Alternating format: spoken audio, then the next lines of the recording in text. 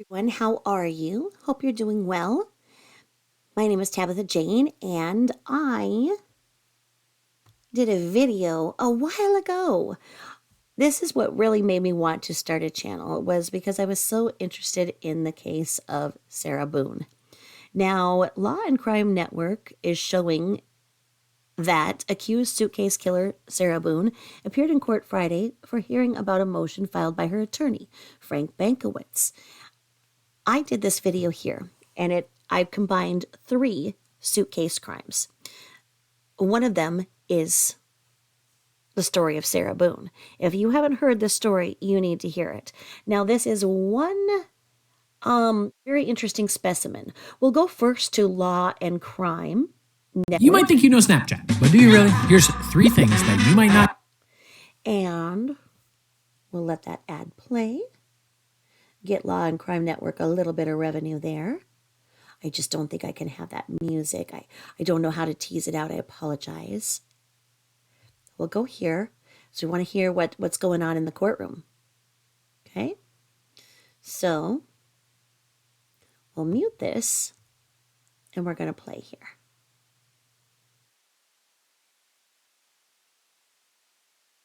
We'll unmute, and we'll maximize. We'll do this under fair use so we can see more about Sarah Boone, and then you'll hear the whole story. I'll show you how we'll do this. I have an idea.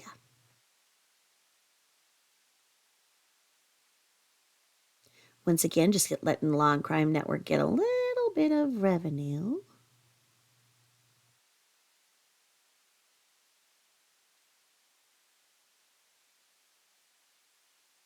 And we will do this. So we're going to bring you right into the courtroom. Well, maybe. We're going to bring you right into the courtroom because, okay, Sarah Boone is a narcissist with a capital N. I am not a diagnostician. I do have a bachelor's degree in psychology and a bachelor's degree in criminal justice. So it is my opinion, based on my education, that she is a sociopathic narcissist. My reasons for saying so are going to be very obvious. She does not think she did anything wrong in her twisted game of hide and seek. Now, we're going to go skip ads here. I do apologize. And here we are. The Boone case. State of Florida versus Sarah Boone, 2020, CF 2603, state.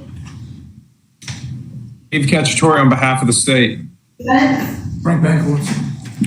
Please raise your right hand. Do you solemnly swear or affirm that the testimony you shall give should be the truth, the whole truth, and nothing but the truth? Now, I didn't think that Sarah Boone could look more homely, but she certainly does. She definitely has this sheepdog, ultra Karen haircut here. Very, very characteristic of her, this very uptight way of sitting. She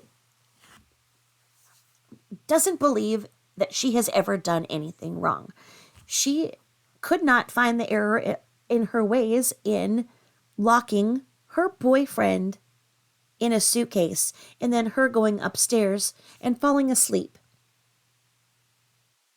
for several hours.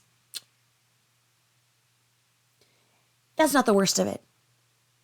She videotaped her boyfriend crying and begging to let him out. She laughed at him. She mocked. She's like, huh? You want out? Yeah, well, that's how I feel. That's how I feel when you do this to me. That's how you feel. Oh, yeah, she did that.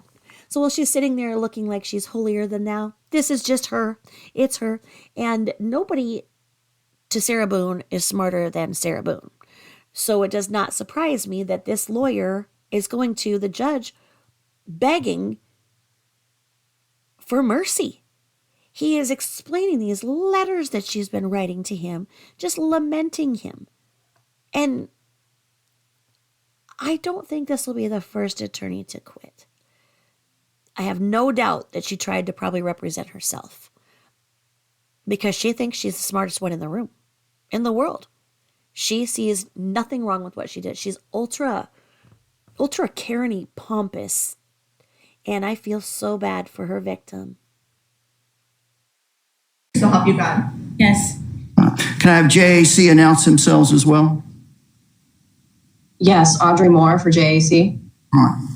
So we have multiple matters scheduled this morning, one of which is Mr. Bankwitz's motion to withdraw.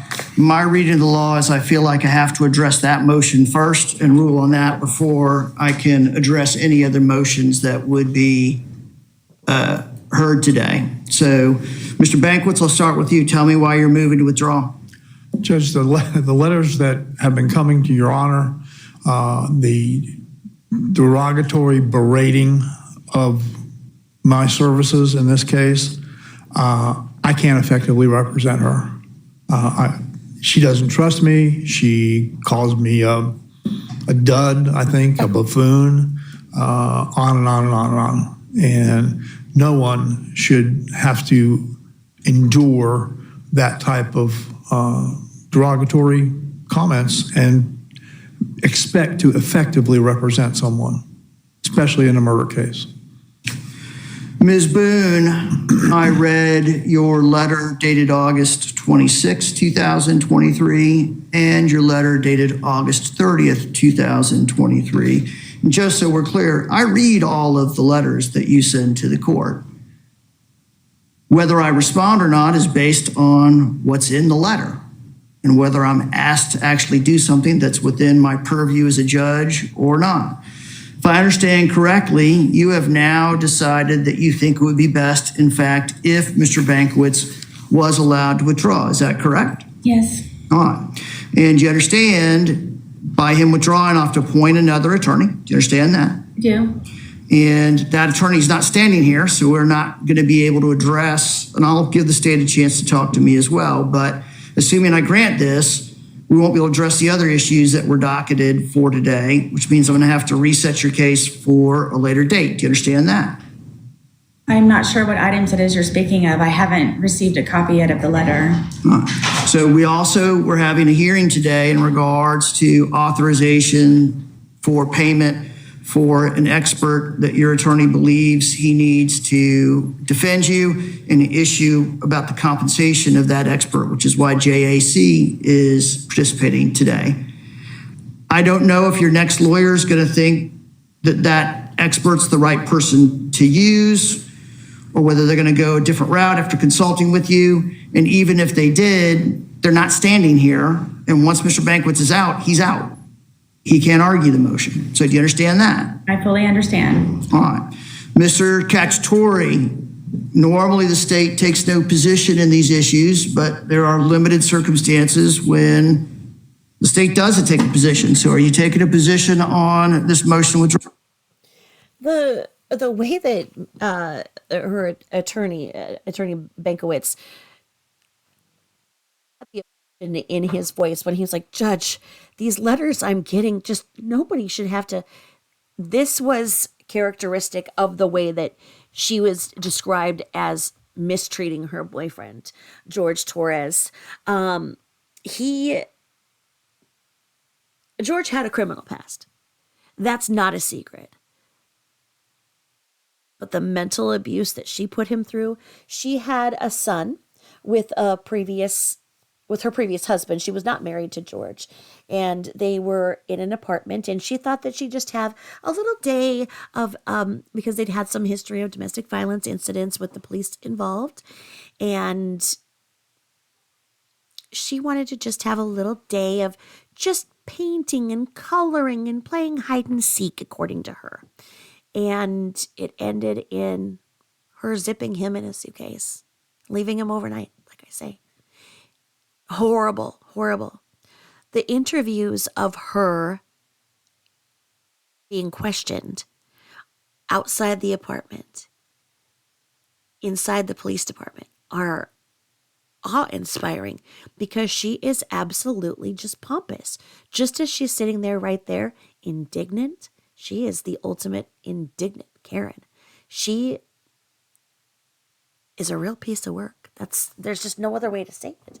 And to hear that judge just be exasperated, asking for relief, and the judge saying that he reads those letters. Yeah, I mean, you can tell by the tone in his voice, he's not impressed. He thinks that there's an issue here. You can tell.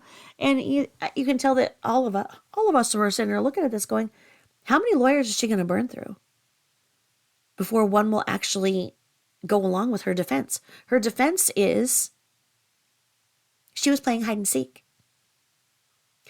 Hide and seek involves the other person being able to run and find you. How can the person run and find you if they are zippered from the outside in a suitcase and they are being suffocated? That's not hide and go seek.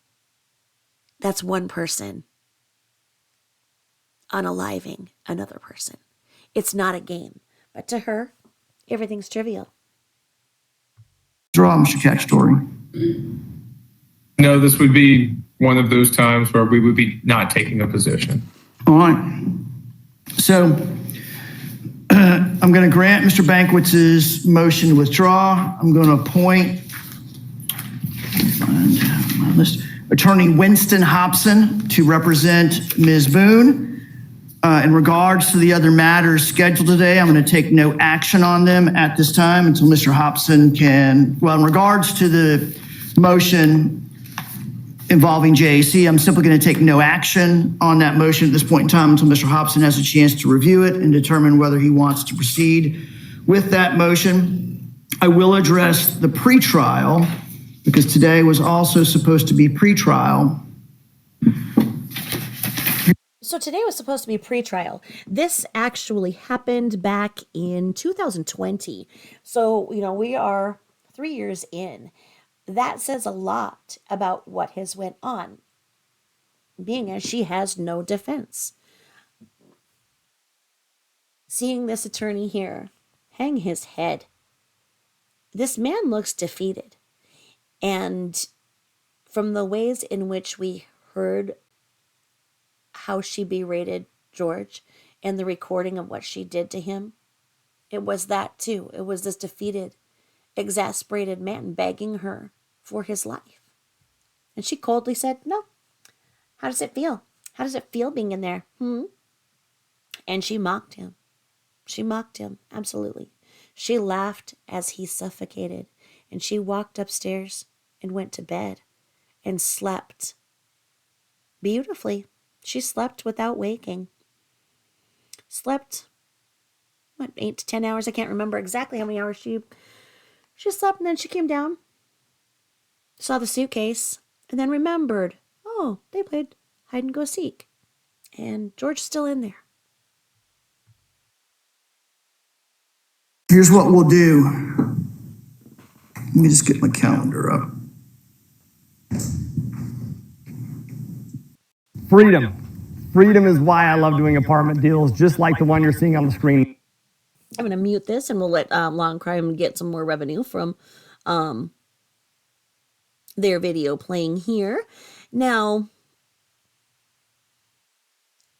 ultimately, the new trial date is set for December 11th, 2023.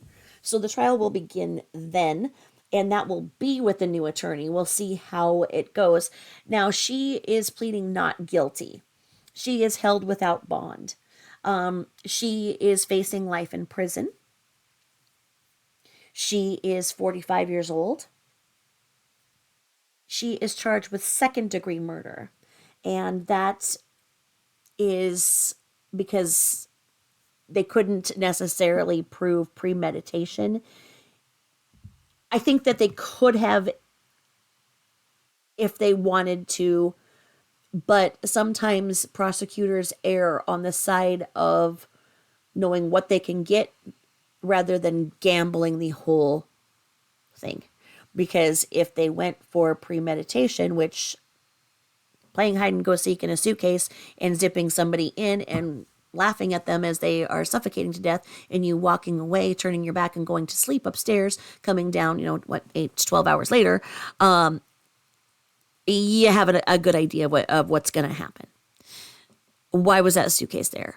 This little story that she has of playing this game of hide and seek, and just, they're going to paint and just have a little fun day of no drinking and no fighting, and yeah. But then again, what motive would she have to put him in a suitcase and unalive him? Is she that diabolical? We have to see. I think it's going to be one of the better trials to watch as it goes through court TV. Now, I'd like to hear more and more about why the delays have happened. This is the one that was rated the suitcase murder. So if you've heard it go back and forth, that's what we're talking about. Now, in my video that I'm taking this part out of, there are 3 higher profile suitcase murders that I covered. And if you'd like to listen to the video in its entirety, it will be linked in the description. And we'll just kind of keep on the topic of Sarah right now. And I'm going to go ahead and we'll do the skip ads right here, and we'll take this off and we'll listen to where this is in the court. As far as pretrial conference, I'm going to set this case for pretrial conference on Tuesday, November 28th, and a trial period starting Monday, December 11th. I think any earlier period of time would be unrealistic for Mr. Hobson to get on board, get up to speed with the discovery, and determine how he wants to proceed in regards to any experts. But I will set a status hearing on the case prior to that.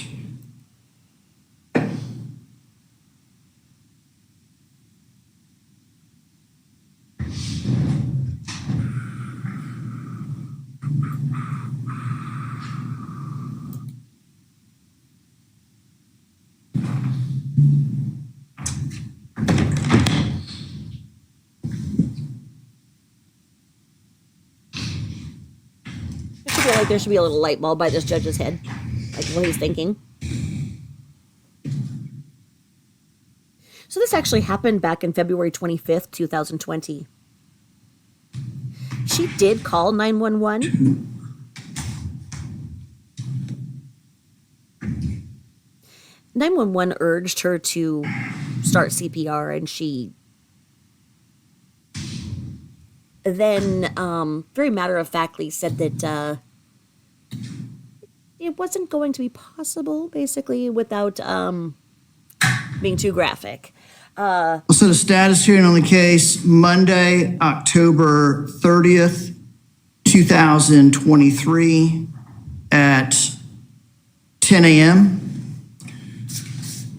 That'll be for the purpose of making sure that Mr. Hobson's on board, some sense of where he thinks things are, how realistic he thinks the November pretrial is, any other matters I need to address with him at that time. Now, Ms. Boone, in just a minute, they're going to take you back to the Orange County Jail. I'm going to suggest that you talk to Mr. Hobson about the various other issues you raised in your letter dated August 30th, 2000. Okay, so this is a tactic of narcissists also. They love to be the center of attention. So when you are talking to them, they are often preening, trying to look at themselves in a reflection and just being as uber confident as they can in the conversation. They're more thinking about how you're receiving them and how they are pulling one over on you. And then they get home and they're alone with themselves and they wonder if they pulled the wool over your eyes, if you're thinking about them and they're thinking about you, and maybe you incensed them. So they often follow up with phone calls and letters.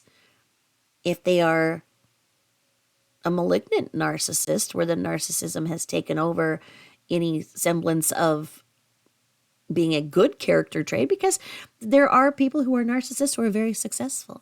In fact, a lot of attorneys are narcissists. It can be used to be successful. I'm sure that many politicians are narcissists.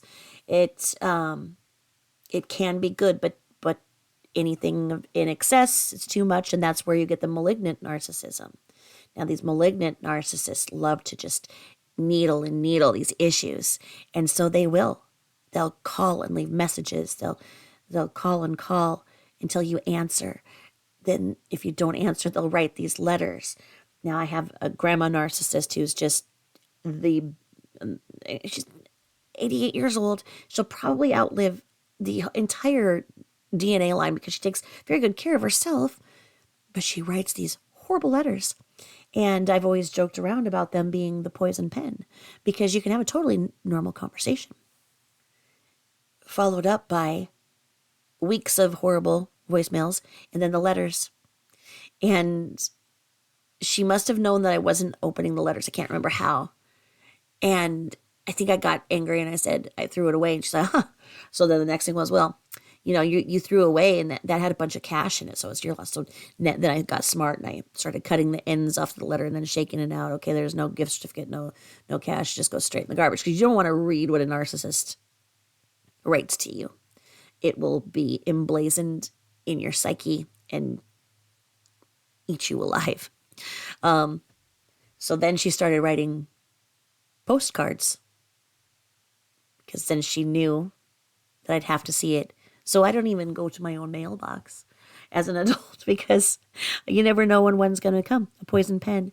So when I saw that Sarah Boone is one of these letter writers, I've seen it before when I used to be in the nursing field, and you'd see them, and it's almost like they've got hypergraphia. They're just sitting there and they're just writing these letters out, writing these complaints. They're the ultra Karen. Can I speak to the manager? It's like, I'm going to write this letter. It's just that, because they feel that their thoughts are the most important and they have to be done.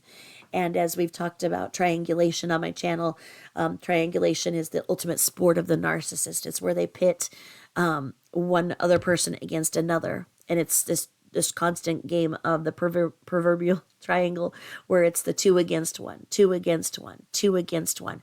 So they just sit there and angle and angle and angle until they can find someone, anyone, to be on their side and go against somebody else.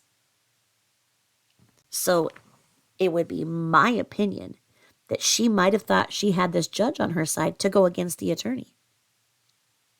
She has probably been complaining to anybody who will listen about her attorney. She's been trying to most likely find ways where she can feel superior to this attorney, because right now that attorney has the power over her right now to say, hey, look, we need to build your defense. You need to focus here.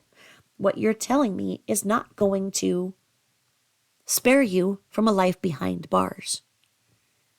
That would incense a Sarah Boone. Sarah Boone is the narcissist. I can only imagine these letters, and I hope that they are released at some point, maybe if and when it goes to trial, whenever that happens. To see the letters would be really, really interesting. 23. One other thing I want to talk to you about, we had this conversation once in the past. I'm heading to my second laser appointment. I saw results after the very first treatment. Clearly, your working relationship with Mr. Banquets was such that it deteriorated to the point where the two of y'all just couldn't work together to defend your case. So I'm not going to try to referee how that played out, why that unfolded the way it did.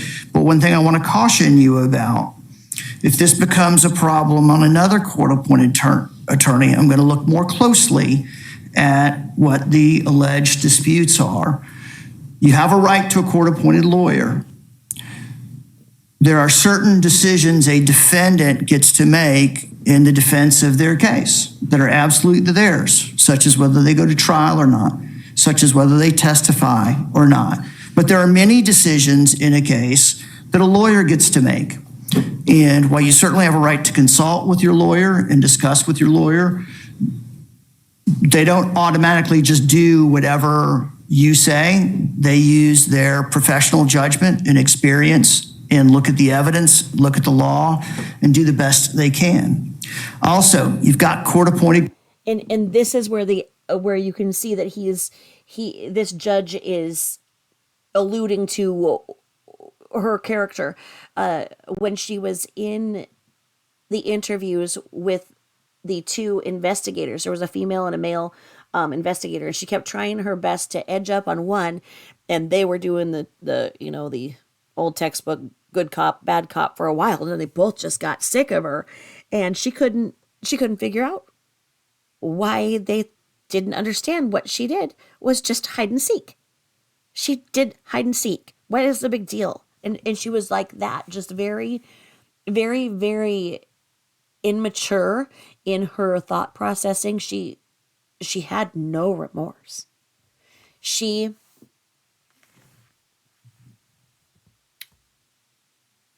did not, I guess that one of the things that the defense will do is she did not make any attempt to get rid of the videos that she made. But then you say, why was she making these videos to mock him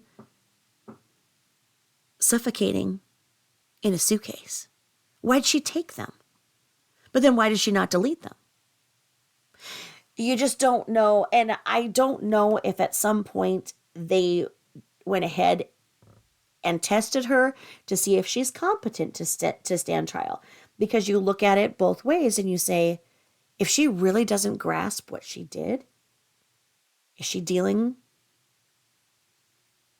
with a serious and pervasive personality disorder, one that pushes her over the edge to where she's not competent enough to stand trial?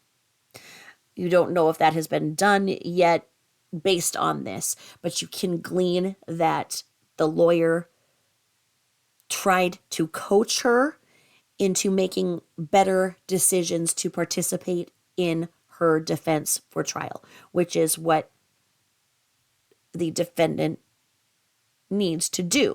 The defendant needs to be able to assist their attorney in their attorney defending them, whether or not they choose to put the defendant on the stand is something that the attorney would evaluate based on the behavior. If the attorney decides that, yes, this person it will make a very sympathetic witness, that no jury would put this woman behind bars, or that he's going to see the way that she's so flippant and defiant and say, no way am I going to put you on the stand, because the jury will put you under the jail. Counsels, I've explained to you before, court-appointed counsel rarely have the luxury of representing one person and only having one case to focus on. I have concerns that your expectations of what any court-appointed counsel might do as far as spending time with you and the depth and degree of communication may be unrealistic expectations. You all... Oh, look at her pursing her lips and in those blinking eyes. She just wants to just tell this judge off. You can tell that she is just clenching everywhere that she has a clencher. Always have the right to retain a lawyer to represent you, and then that's between you and that lawyer. You can demand whatever expectations that you have as part of that agreement. But when it's a court-appointed lawyer, you have to... Watch this body language. Watch her holding back. She is not listening or caring what this judge is saying. She is thinking about what she wants to say, to the point where she's having to sit there and chew her own words. To accept and understand that they have other cases, other courtrooms, other responsibilities. And I'm cognizant of that when I'm addressing these types of issues about communication. So that's just food for thought, nothing to do today. I don't need a response from you. I just wanted to make sure you were aware of that and were thinking about that as we proceeded forward.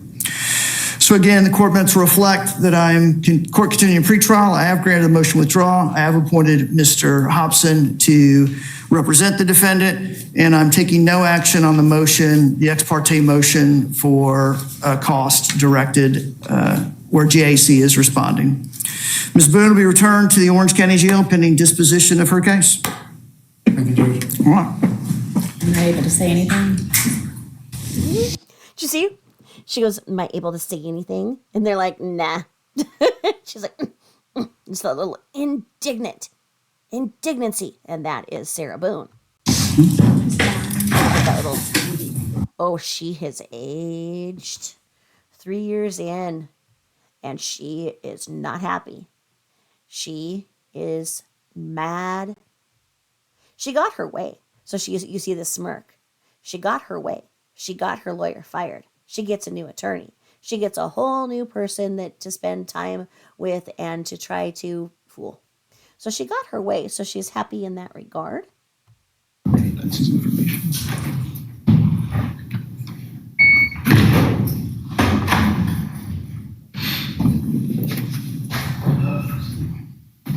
So Law and Crime Network has these other videos. They are amazing. Okay, so you're going to want to go through. Law and Crime Network is absolutely one of the best out there. They get the body cams and they put it together flawlessly. So this is the suitcase. That is our victim, George. This is Sarah Boone in the way that she looked 3 years ago. So you can really see that, she's aged. This was her the morning after. She called 911 and was outside of the apartment, and she just wanted a drink of water. And nobody would, they wouldn't let her back in the apartment because it had become a crime scene.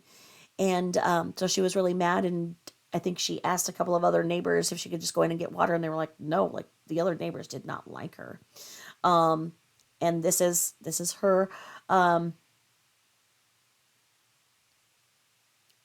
So go to Law and Crime Network, check out everything here, and then I have done over 400 videos. So if you're ever bored or just need something to listen to with background while you're doing dishes or gardening or sleeping, whatever, play my videos. I cover a variety of topics, and this one is no different. And at this point, what I will do is I will interweave. Let's do this.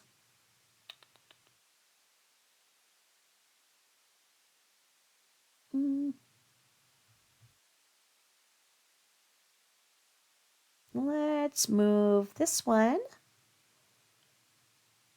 into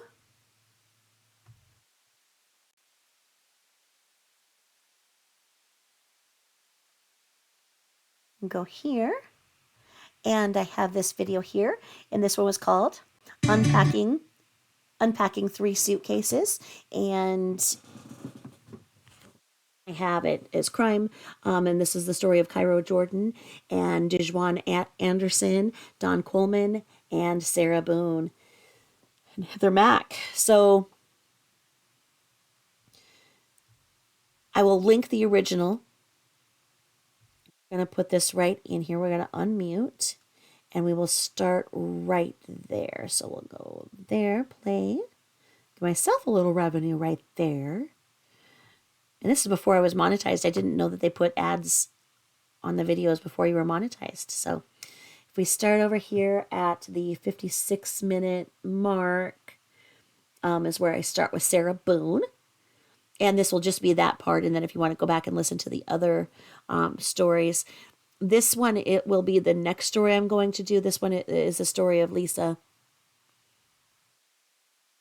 And we're going to go over here. There's one little thing we got to do before we zip up this suitcase, okay? Tommy Schaefer's cousin. Tommy Schaefer's cousin did not just get 1 or 2 calls. He kind of facilitated things. He was kind of the braining as Brooks was in the last couple of weeks. But this bitch is a twisted narcissist, and she will sit there and take any part of what somebody says and take one word out of it and sit there and obsess over that one word until the other person backs down. It's like verbal alligator wrestling. That was me talking about Sarah Boone a year ago when I made this. And nothing has changed from the way I feel. So here we go, and we'll do this part. It is like nothing I've ever seen. She's a narcissist, of course, but a different variant of a narcissist. She's got a lot of things going on, and you're going to see this. Now, one Sarah Boone was born on 10/10 of 1977. Miss Sarah Boone just had a birthday. She had a birthday there in prison awaiting her sentence, didn't she? In jail then, because you're in jail till you get your sentence, right? Well,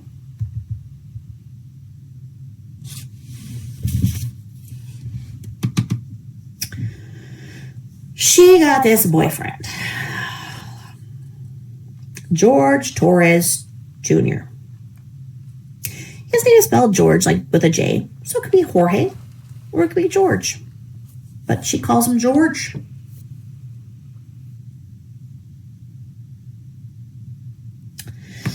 They were the picture of domestic violence. She had a son from a previous marriage. She has a nice seeming ex-husband. She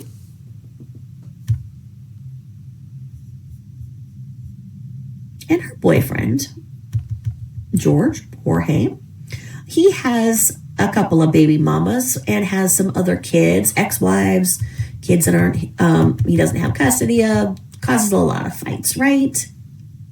Well,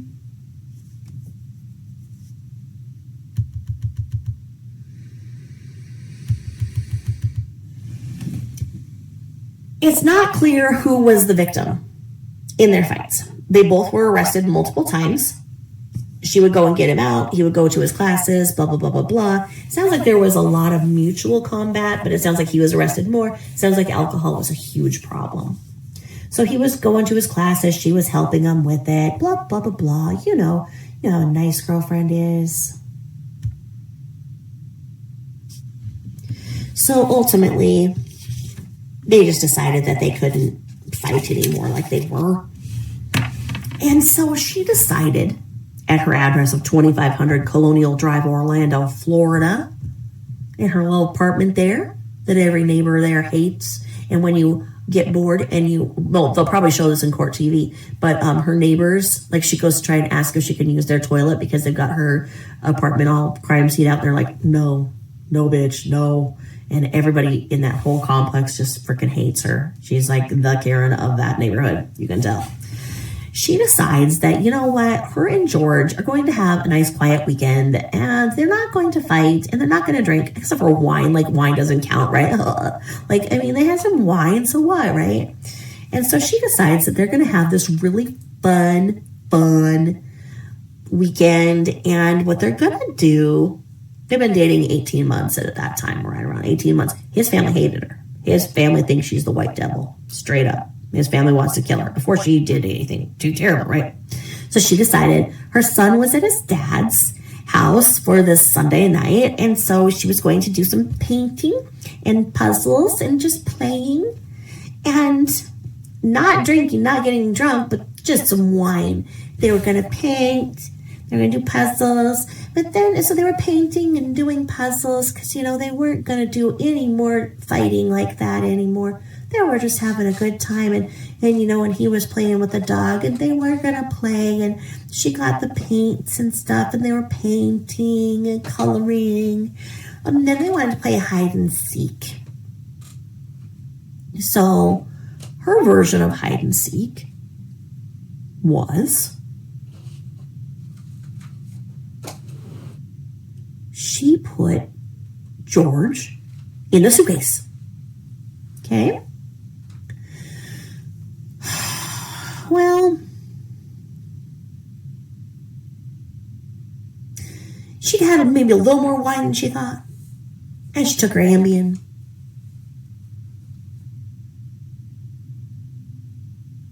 She went upstairs to go to sleep. She wakes up. Here we go.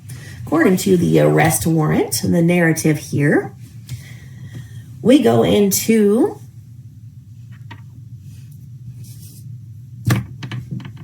now this one says February 24th, whereas I have the date of arrest as 25. They must have arrested her the day after this narrative because this narrative is on February 24th. Okay, so they arrested her the day after. At 13:01 hours, that would be 1:01 for you non-military folks, Orange County deputies responded to blah, blah, blah, blah. Lane number 3, Winter Park, Florida, in reference to a female reporting that her boyfriend, George Torres Jr., was deceased. The caller, later identified as Sarah Boone, date of birth 10/10/1977, reported playing a game of hide and seek. Sarah and George jokingly thought it'd be funny if George got in the suitcase located in the living room. Sarah zipped George into the suitcase. Because this is the problem with the hide and seek. If you put the person in the hiding place, that's not seek. Like how you might have hidden the person, but you know where they're hiding, so it's not even hide. There is no hide and seek in this. I am telling you, the suitcase is just need to be unpacked, and I'm trying to unpack it, but the hide and seek thing is not okay. There is no hide. There is no seek when you put the person in the suitcase. What are you going to do? Run around and close your eyes and count to 10 and then, forget that they're in the suitcase with yourself? No. This would have worked if he had in fact put himself in the suitcase, but he didn't. So,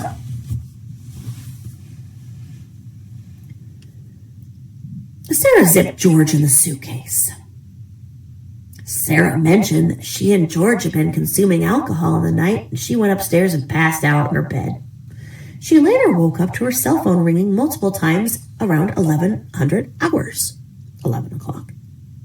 Sarah unzipped the suitcase and found George unresponsive and not breathing.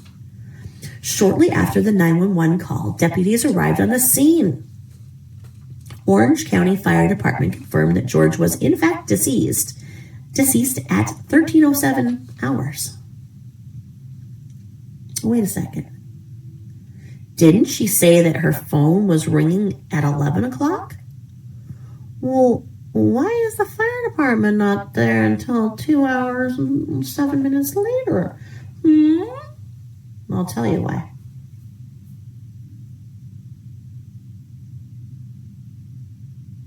She went downstairs and did not see George anywhere in the apartment.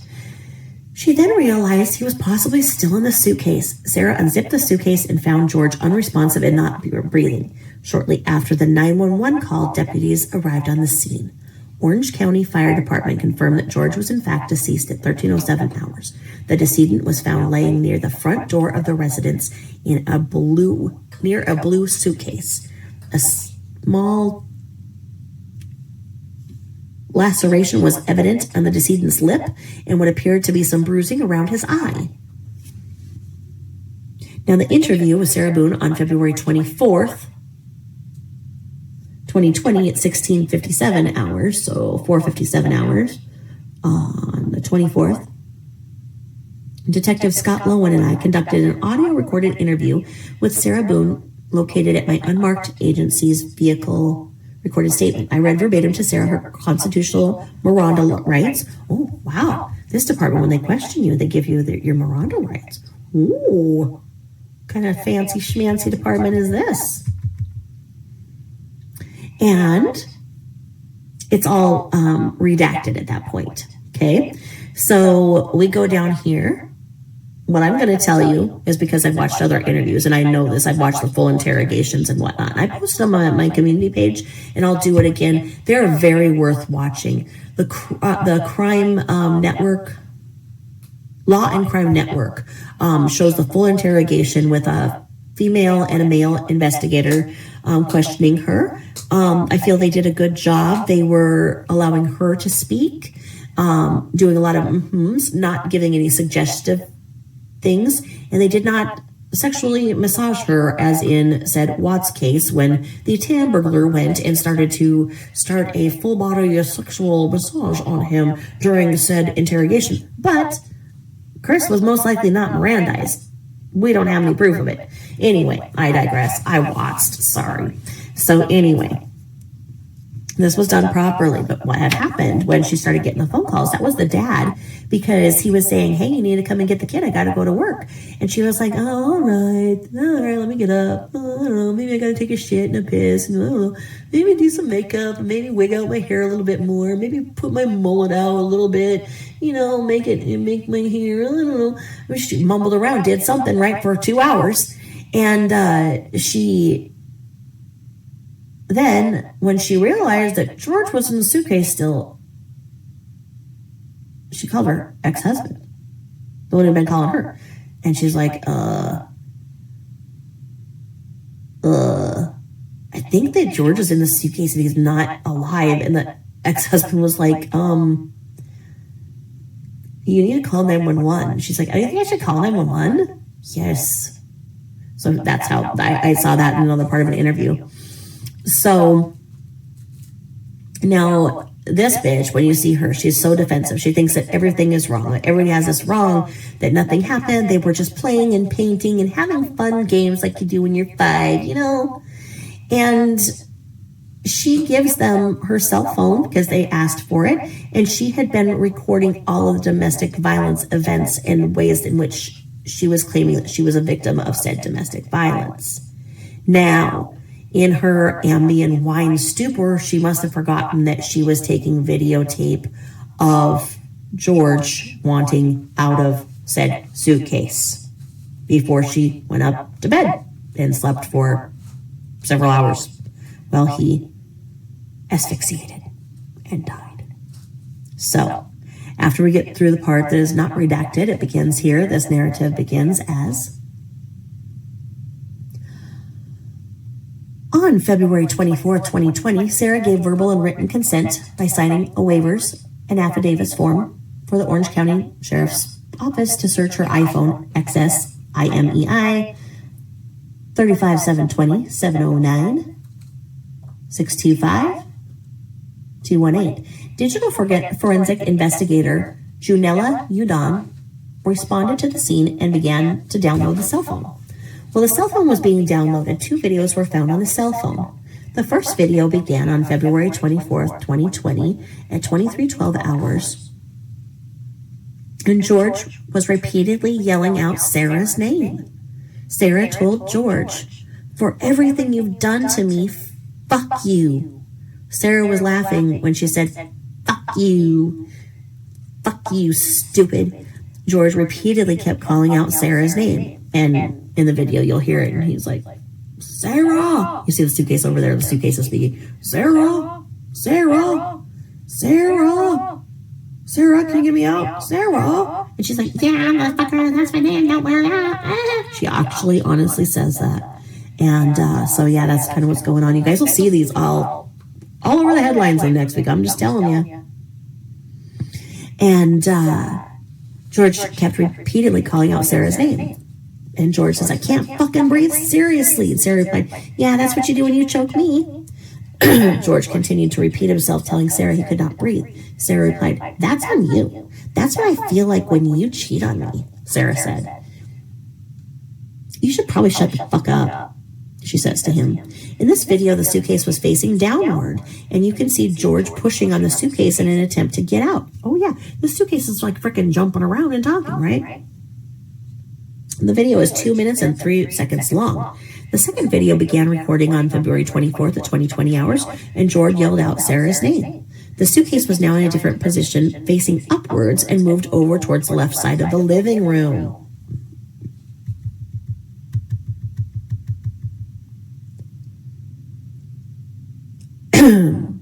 And they redacted that. And they redacted the synopsis of the autopsy and the arrest affidavit. Oh, okay, that's where the Colonial Drive was. That was the police officer. I'm sorry, I misspoke. So the follow-up interview with Sarah Boone was on February 25th at approximately 1500 hours, 3 o'clock. Sarah drove herself to the Orange County Sheriff's Office located at 2500 West Colonial Drive, Orlando, Florida. That's the address I saw on the arrest report. That's where, okay, sorry about that. Detective Scott Lowen and I conducted an audio and video recorded interview with Sarah. The following is a synopsis of Sarah Boone's sworn recorded statement. And a lot of it is redacted, but this is then what is not. It says Sarah was informed she was not free to leave and under arrest. And Deputy Sheriff Lisa DeLeon responded to Central Operations to transport Sarah Boone to the BRC. Based off Sarah's inconsistent statements on what occurred and the video found on Sarah's iPhone, I believe the probable cause exists to charge Sarah Boone with second-degree murder. George Torres Jr. is dead, and his death was caused by Sarah Boone's criminal act. Sarah zipped George into the suitcase where he could not get out. George begged Sarah repeatedly, telling her he could not breathe, and Sarah left him in the suitcase. And this therefore proves the unlawful killing of George by Sarah's actions that were imminently dangerous and demonstrated a depraved mind without regard for George's life. That's a great summation. Very good, Deputy. I mean, What's she going to say? How is she going to...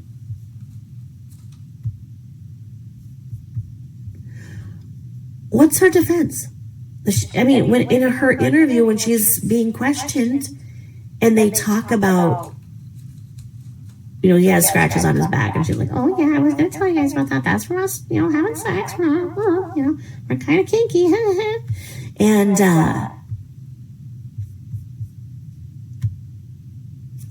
they ask him about the bruises and everything. She's like, oh no, I did not touch him. We were getting along, man. See, that's the thing. We were getting along totally fine. So then over here, I'm looking at one of the arrest documents. Let me see here if I can find this one. Because Sarah Boone, because that was in 20. So she was charged with battery with attempted strangulation. She tried to strangle this mofo before. Not that I think yes, she did. Now. She was charged with battery with attempted strangulation. It was just a figure of speech. I was just talking. He's not a mofo. I was just saying when I was reading it. No disrespect. And she says no disrespect to George. Just saying. Can't figure it out. She's such a freaking victim. Well, let's check this out here. Let's look at this narrative over here of this one. Let's check this out because it's going to be we're going to get the stuff before her defense even comes out. We're going to find out that we're going to figure out this case right here. Okay, so on 7/25 of 2018, so we were talking a year and a half before she took this poor man's life. One Sarah Catherine Boone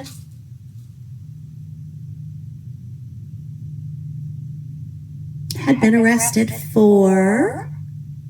Oh, well, look at this. Okay, on July 25th, 2018 at 1:52 hours, Deputy Sheriff Zito, responded to Friends Lane number 3, Orlando, the Tealwood Park Apartments, in reference to a male that kicked a female in the eye. I later determined this to be an aggravated battery by strangulation and battery case, both being dating violence. Upon my arrival, I spoke to Sarah Catherine Boone, defendant 1, victim 2. Sarah verbally stated that she was at an unknown bar earlier in the evening when she asked an unknown male for a cigarette. Her boyfriend, George Torres, defendant 2, victim 1, of 1.5 years, became upset because she was talking to another man and left the bar. They both went back to their residence located at France Lane number 3 and continued verbally arguing. Sarah was dragged upstairs by George and she was kicked in her right eye with his right heel. Sarah was unable to describe how she fell to the ground or how she was dragged upstairs by George. Sarah refused medical treatment. Sarah refused to write a statement and or sign any dating violence paperwork. After I spoke to Sarah, I spoke to George. George verbally stated that they were both at their residence, verbally arguing, and had been consuming alcohol. They've been dating for 1.5 years and residing together for 1.2 years. George attempted to go upstairs to avoid Sarah. While George was walking upstairs, Sarah reached towards George's throat using both of her hands, and Sarah put both of her hands around George's throat and applied pressure to the extent that George was having a difficult time breathing. George was sitting on the steps and started kicking towards Sarah in an attempt to get her off of him. George believes he might have kicked Sarah in her face but was not sure. George believed that if he did not kick Sarah off of him, she would have made him incapacitated due to being strangled. George refused medical treatment, and George also refused to write a statement and or sign any dating violence paperwork. Both Sarah and George stated they have been dating for approximately 1 year and 6 months and residing together for approximately 1 year and 2 months. Well, they agreed on something. The left side of George's neck had red markings and small abrasions that is consistent with being strangled. Sarah's right eye is bruised and swollen from receiving an impact. Both Sarah and George allowed Deputy Sheriff Ramirez Delgado badge number 8533, to take pictures of their injuries. Deputy Sheriff Ramirez Delgado later uploaded the pictures to DataWorks. Both Sarah and George received a victim's right booklet with my name and case number, along with a photo injunction referral. Due to conflicting statements and injuries on both Sarah and George, I was unable to determine who the primary aggressor was. I placed both George and Sarah under lawful arrest and searched. George under lawful arrest and searched? And then it just doesn't say anything. George was placed in the backseat of my patrol car, and Sarah was placed in the backseat of Deputy Sheriff Ramirez Delgado's patrol car. I informed both Sarah and George the charges that are being placed against them, which they stated they understand. Due to both parties refusing to write statements and or signing any domestic violence documents, I was unable to complete a victim's request of confidentiality form, authorization for release of confidential information form, and written statements. Both parties stated they don't want to testify and or prosecute against each other. Both Sarah and George were transported to the Orange County Booking and Receiving Center. George was booked and charged for battery, dating violence, Florida Statute 784.03 TAC 15. Sarah was booked and charged for aggravated battery by strangulation, dating violence, Florida Statute 784.041 TAC 5. Both Sarah and George stated they do not own any firearms. My body-worn camera was activated. What do you say there? I mean, there's several of those. I don't have access to all of them, but they, in the interviews, they reference many of these similar situations, that this was just the domestic violence couple of the hood. I mean, like I say, none of their neighbors liked him. She said his family hated her, blah, blah, blah, blah. She can't imagine why. And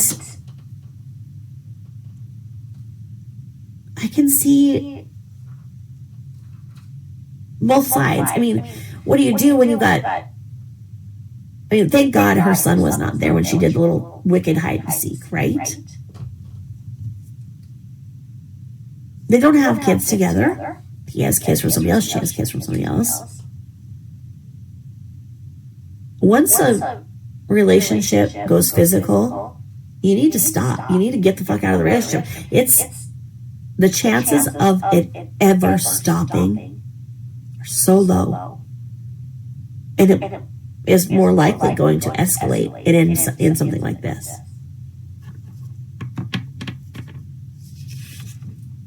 Once it becomes toxic, there's no turning back. You gotta go. You just...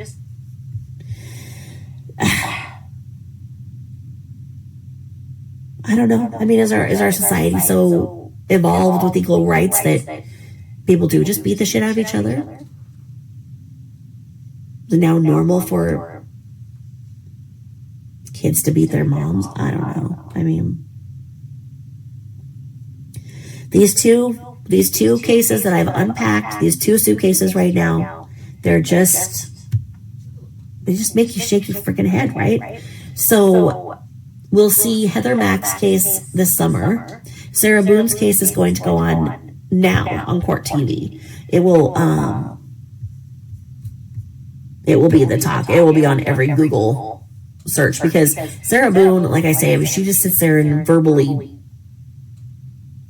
alligator wrestles everybody and everything. So you'll see her antics. I don't think she'll disappoint. She's a real piece of work. I can't imagine how she's survived in jail this long, because she's got a mouth, and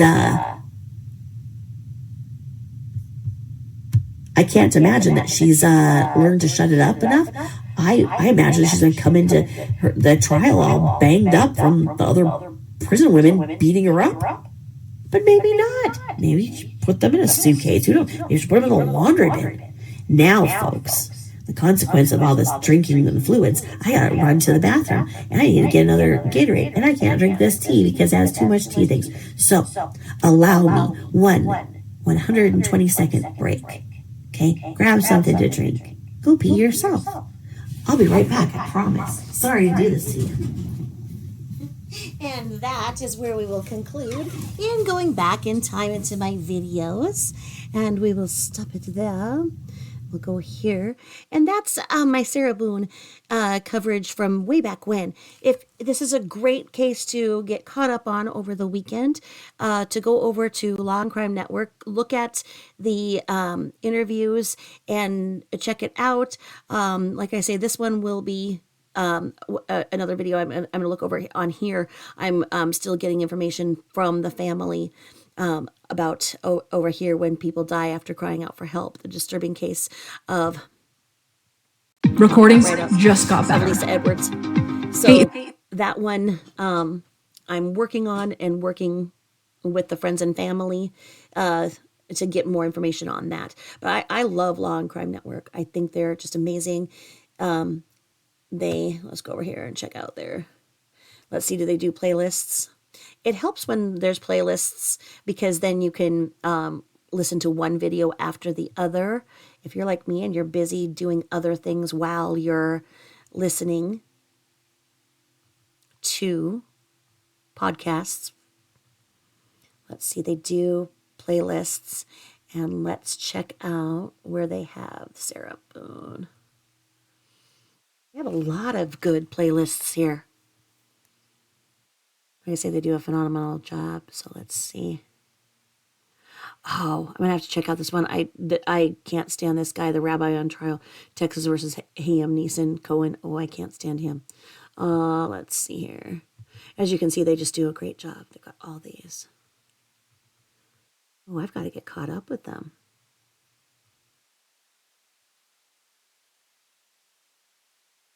Well, you guys are smart. You'll be able to figure out where the playlist is. I won't take up any more of your time.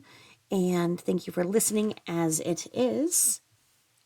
They have 5.22 million subscribers, so they're obviously doing something right. Thank you to the channel and for always being so good. They have the best coverage of Sarah Boone, like I say. Well, check it out. Thanks for listening, and please like and subscribe to my channel too. Thank you. Bye-bye.